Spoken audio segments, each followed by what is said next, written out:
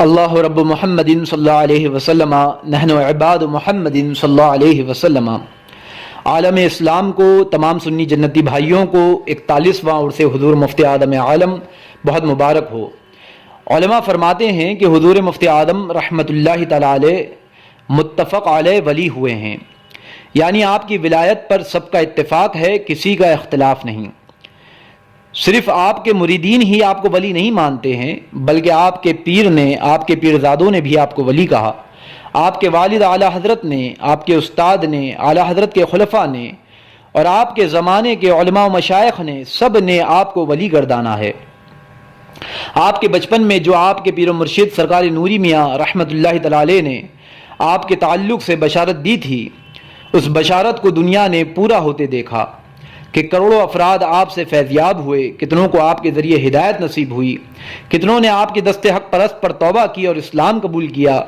کتنے بد مذہب توبہ کر کے سنی بن گئے، اور کئی گنہگاروں نے اپنے گناہوں سے رجوع کیا اور آخرت کی طرف متوجہ ہوئے۔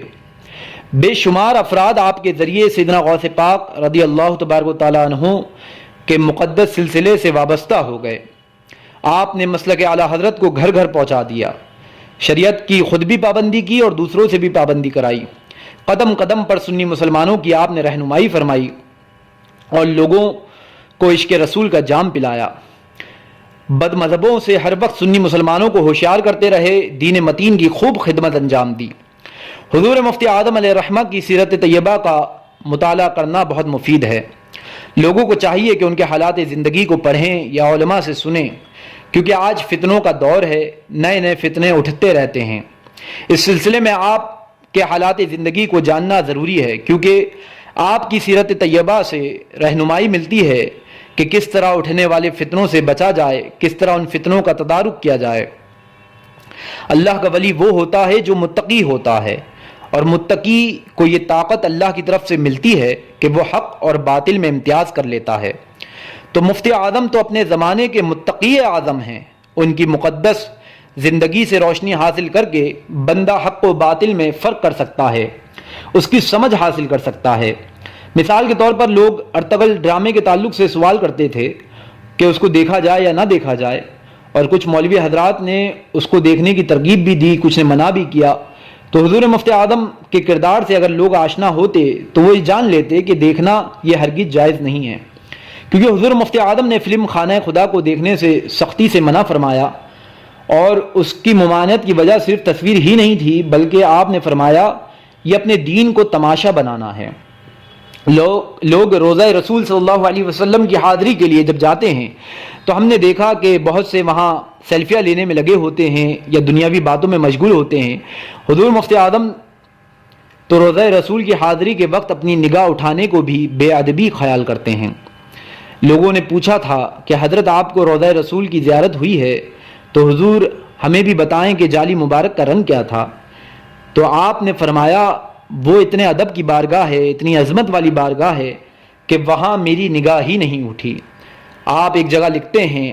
کہ پاؤں تھک جاتے اگر پاؤں بناتا سر کو، پاؤں تھک جاتے اگر پاؤں بناتا سر کو، سر کے بل جاتا مگر ضعف نے جانے نہ دیا۔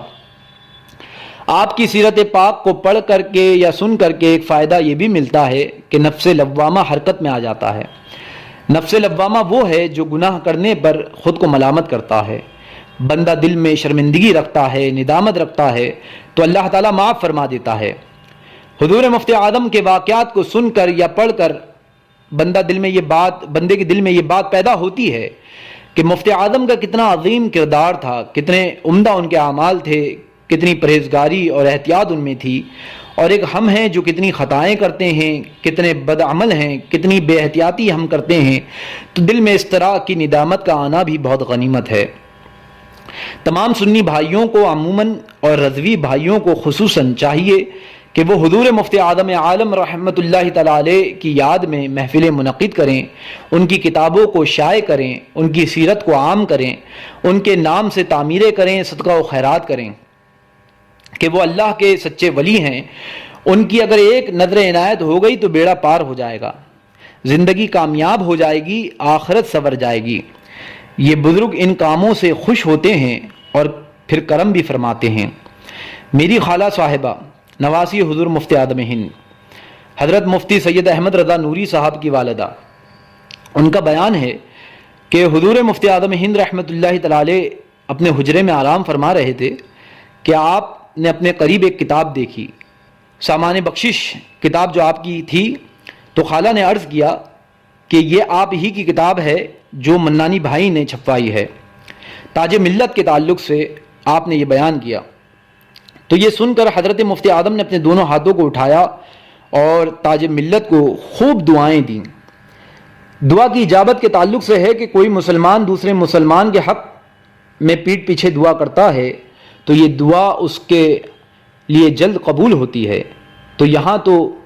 خوش ہو کر اللہ کے ولی نے اپنے نواسے کے لیے دعا کی،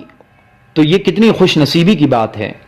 حضرت مفتی جلال الدین امجدی صاحب علیہ رحمہ نے جب حضور مفتی اعظم کے فتووں کو نئی ترتیب سے چھپوانے کا ارادہ کیا تو انہوں نے حضور مفتی اعظم کو خواب میں دیکھا کہ حضرت ان کے پاس تشریف لائے ہیں اور خوش ہیں۔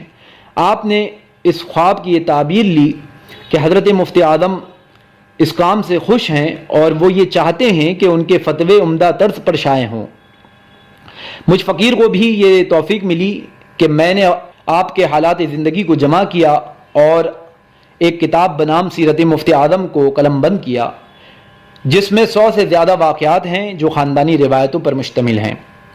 اس کتاب کے بعد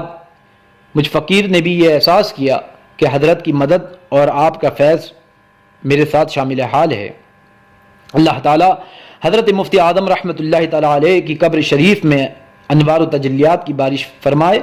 اور ان کے درجات کو بلند فرمائے اور ہم سنیوں کو ان کے کرم سے مستفیض فرمائے۔ فقیر محمد نوید رضا خان قادری، پرنواز حضور مفتی اعظم، ساکن ممبئی۔